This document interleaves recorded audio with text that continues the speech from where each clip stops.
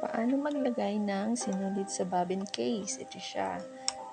Tingnan, wala siyang laman. So, una natin gagawin ay kukunin natin yan. Ingatan na huwag iwala ang spring.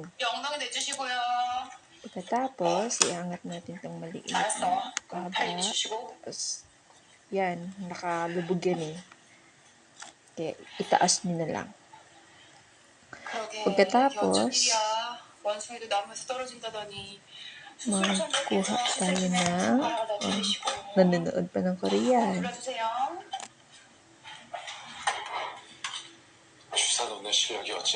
Tayo ng sinulid.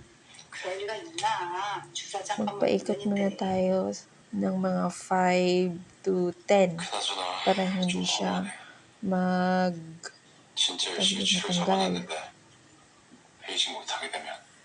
Isuksok. Ganyan. Diinan.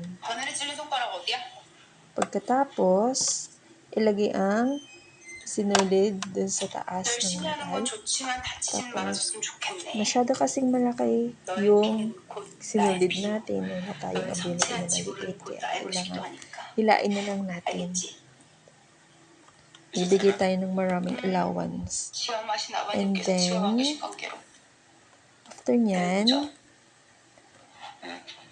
galaw-galawin natin yung sinulid habang umiikot yung bobbin case. Yan. Nasa ilalim yung sinulid. Ikutin natin. Ganyan. Para hindi sa iisang place ng punta yung sinulid. Hanggang gilid na lagyan natin. Yan lang.